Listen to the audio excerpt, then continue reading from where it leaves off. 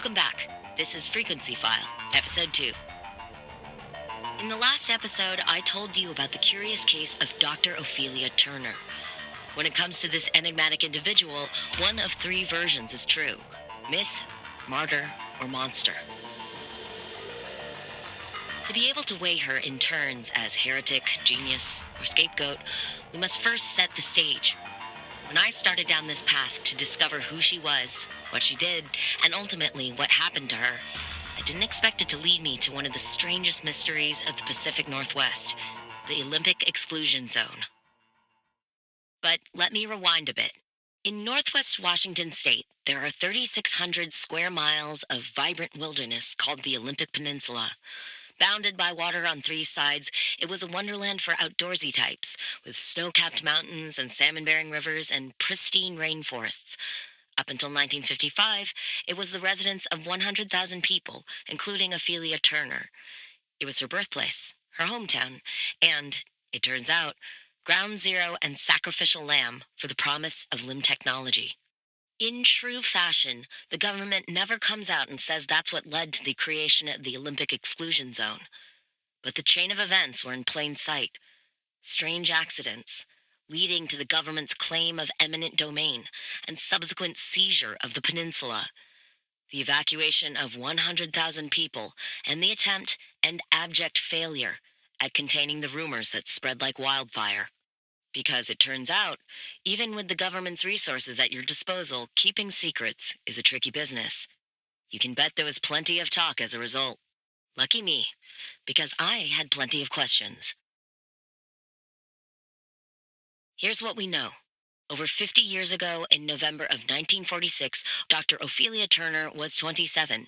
She had recently returned home to the Olympic Peninsula to lick her wounds after a failed stint in academia. In a fit of obsession or redemption, or, quite frankly, both, she cobbled together a laboratory in her basement and produced the first limb wave on nothing but a killer hunch and plain ingenuity.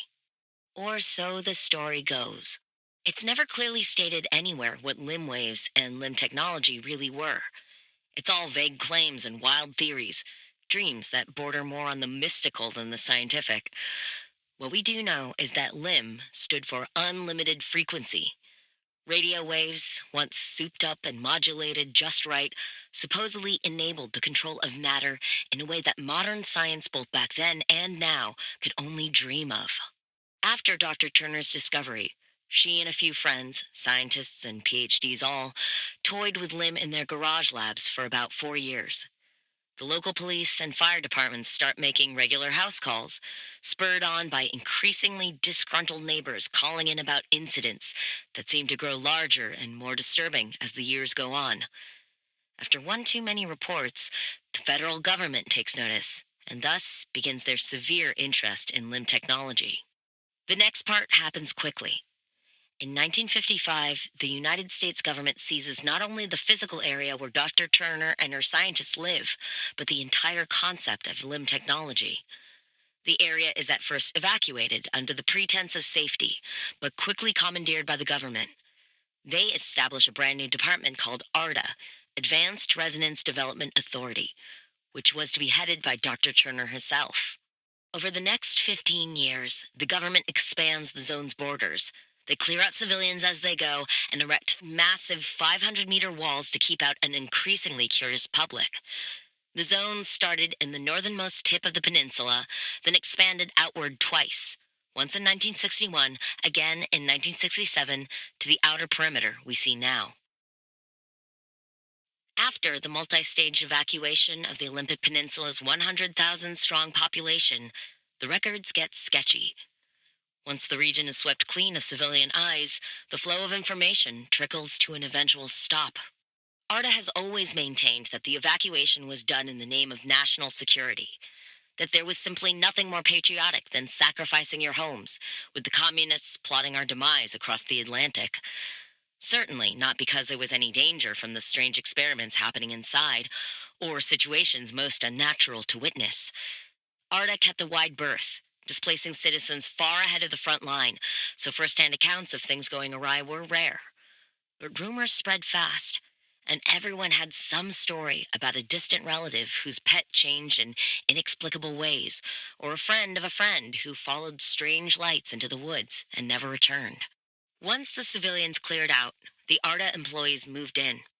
Scientists, officials, support staff, and their families made the Olympic Exclusion Zone home, reaching anywhere from 300 to 1,000 in total at its peak. What any of them were doing in the zone was kept hush hush, but the population just outside the walls found the secrecy irresistible. Every shipment of raw material, out of season weather pattern, and inexplicable light or sound became the talk of the town for the first decade of the zone's existence.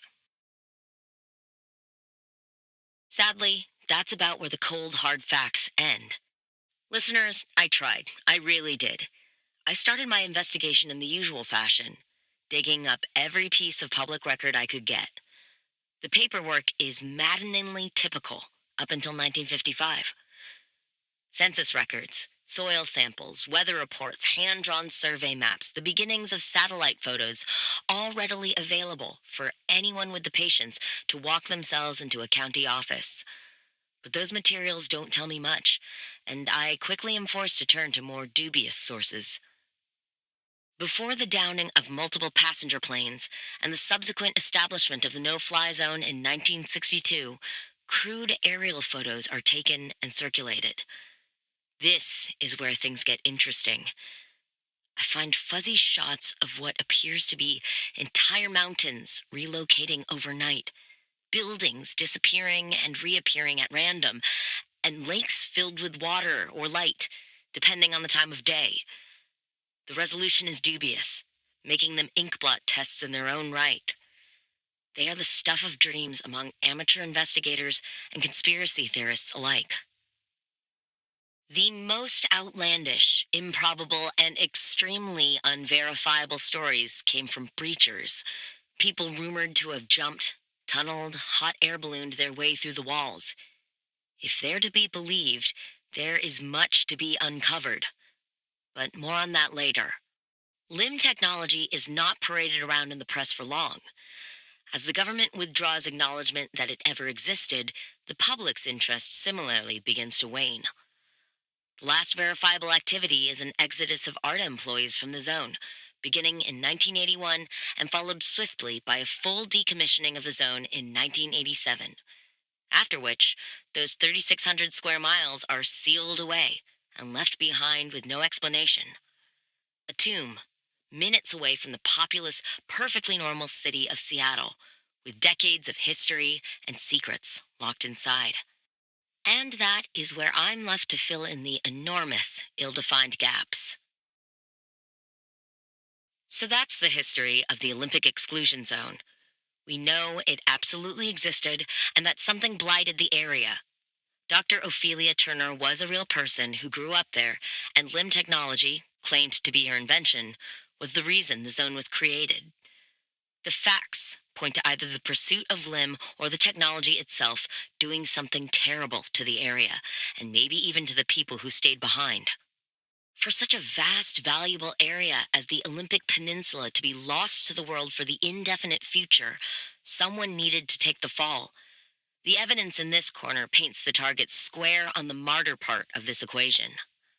Or did Dr. Ophelia Turner know what she was unleashing upon her homeland? If she did it willingly, then she would have been a monster. But if the government strong-armed her into it, then she would have had no choice but to become a martyr. To answer that question, we need more information still.